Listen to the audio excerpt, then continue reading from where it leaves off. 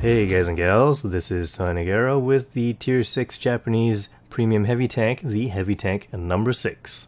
And this is basically a Tiger 1 at Tier 6 with the 8.8cm L56. So let's take a look at the 8.8 L56. Here it is, here are the stats: 8.57 round per minute rate of fire, 132mm of penetration, 220 average damage, 0.38 accuracy, and a 2.3 second aim time. So these stats are exactly the same except for the rate of fire as the VK3601H. And that would be the other Tier 6, the regular Tier 6 German heavy tank. However, that vehicle gets 8.7 round per minute rate of fire on its 8.8cm cannon. And I'll be comparing it to the VK from now on. Maybe I'll talk a little bit about the Tier 7 Tiger 1. But first, with the VK, this thing is fatter than the VK, it's taller than the VK, and it seems to me like the armor layout hinders it versus the VK. The VK doesn't have the hull extended over the tracks, so you can side scrape out without exposing these corners for enemies to shoot at. It's taller. The turret may be strong, however, it's got a hatch on the top that is taller than the one on the Tiger 1, and doesn't include the optical lenses on it, so those will not absorb any damage. You just get penetrated and full damage. Hit points, 950 hit points, a little low I think for a Tiger 1, even at Tier 6.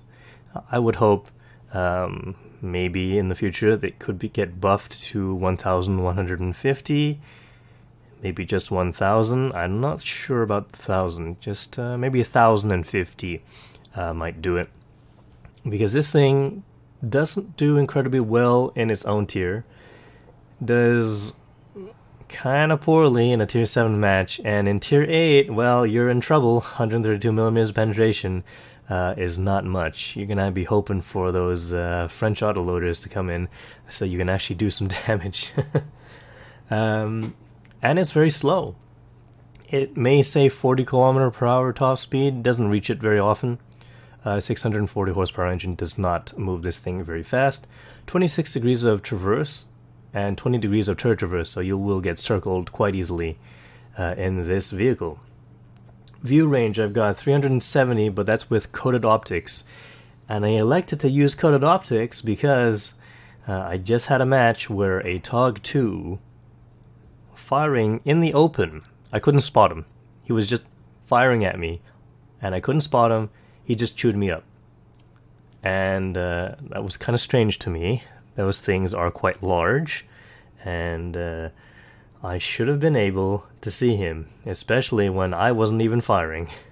How did he spot me and I can't spot him while he's firing? So that was a little weird there, but I'll take it to have terrible view range. What is the regular view range of this thing?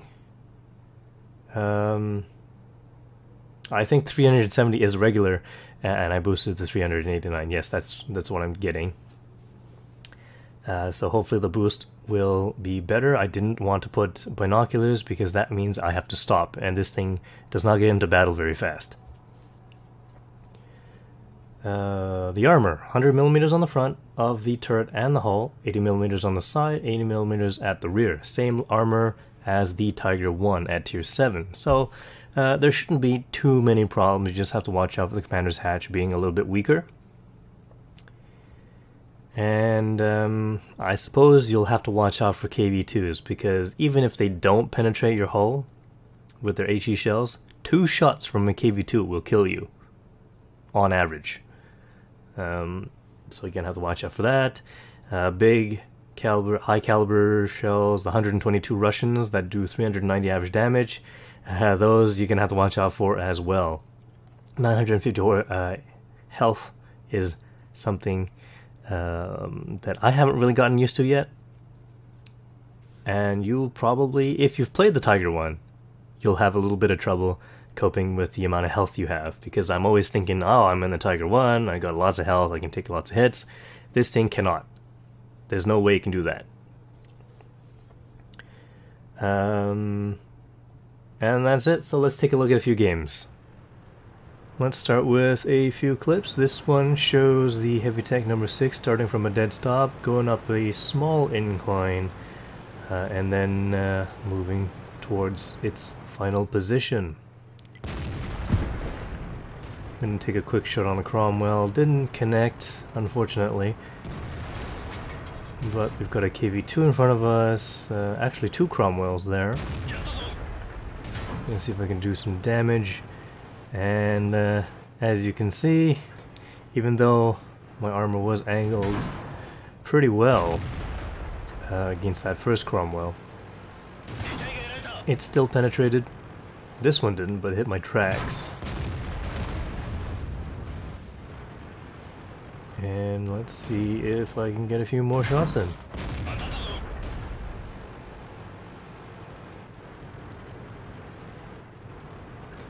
KV-2 is probably going to come out at some point. There he is. And that was about 400 damage, so almost 50% of my health was taken down in that one shot. So that's one of the things you gotta watch out for.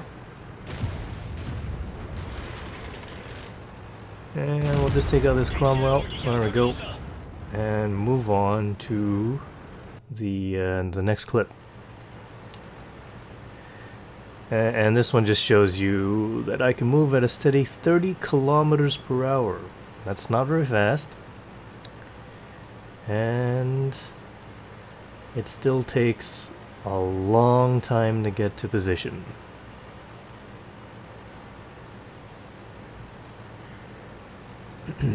So this is actually one of the longer clips where you get to enjoy some of the frustrations of this tank trying to get to position. It's basically an A45 speed, except when you're going downhill, you can reach 40 kilometers per hour.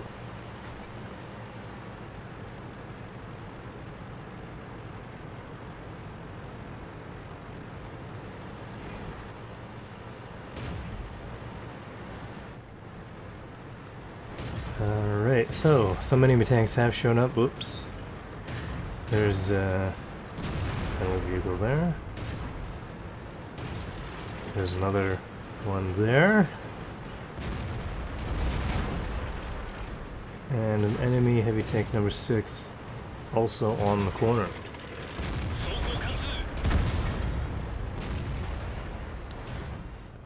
Now we're putting some shots in.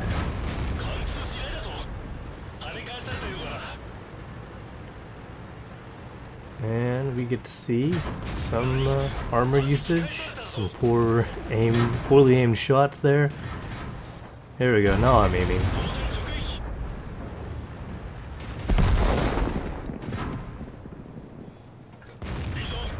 And it seems like I can bounce fairly well tier 5s from the front. Not from the side, that T-67 is shooting me in the side. And a reverse speed, not so great either. I'm pretty much screwed at this point. Get another shot in? Nope. Okay. Now here's some accuracy stuff. There's a Firefly. I can anticipate where the Firefly's gonna go, so that was pretty good shot there. And moving on towards a tier 8 game. I'm gonna show a little bit more accuracy in this clip as well.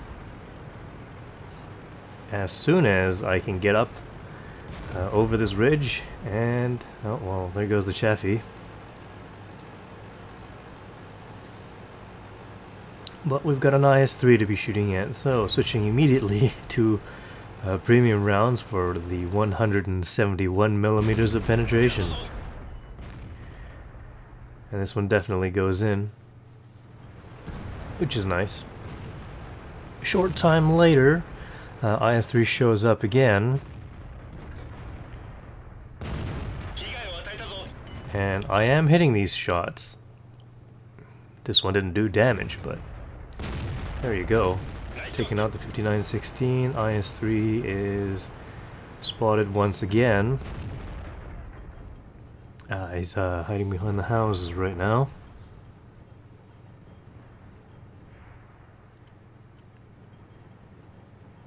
There he is. Ah. Oh well. It's not always a guaranteed penetration. That one went through the side of the turret. I'm gonna return fire as well. Gonna have to get out of there, and here is the actual replay that I'm gonna show you. Full game. I seem to be getting this map quite a lot actually, but this is a tier 7 match. And let's see what we can do. So actually, you've seen this exact part already. Heavy tank number 6 driving towards the western side of the map, very slowly, moving a little bit faster, 31 sometimes, faster than the Porsche Tiger, but that's not saying too much because the Porsche Tiger has twice the amount of armor as this one does. And we can see this ARL 44, who at this point should probably be moving out of that position because he's definitely spotted. And now he's dead. I'm not sure what was going on in his mind right there, but there's 2 artillery there. I didn't think he was tracked, but maybe it was.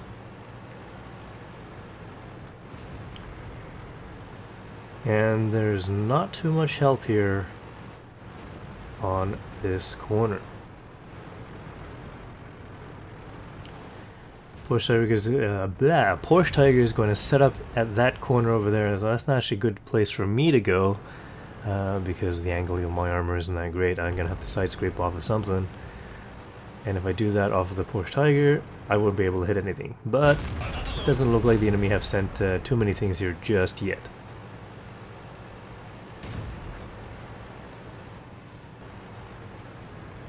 And the VK escapes, only to be shot by the artillery. Alright, there's an AT-7 over there. AT-7s are pretty slow, there shouldn't be anybody else there. ELC AMX is moving in for the kill, or at least some damage. I'm gonna have to help out here. There, and you can see I'm moving at a 43 kilometers per hour there, going down the hill. Let's see if I can save the AMX by tracking the AT-7. There we go. And one more shot to do it. There we go. But we're down 6 tanks, and here's the turning speed. Not very good. Also, the ammo rack is located in the same place as the regular Tiger 1. Probably is not as much health on that ammo rack though. It can be more easily damaged. And there goes my driver. Not so good there. Had to bring back well, had to use some consumables for that. Whole team is gone right now, pretty much. One more shot into the Firefly. Oop. And here's an 825. He's just bounced, which is nice. That didn't bounce. Oh, not sure where that shot went. And didn't bounce a shot from the 825, but I bounced a shot from the Stug 3. 2 shots, it looks like. That's good. Unfortunately, enemy team have captured, and there's a whole bunch of people ready to shoot me.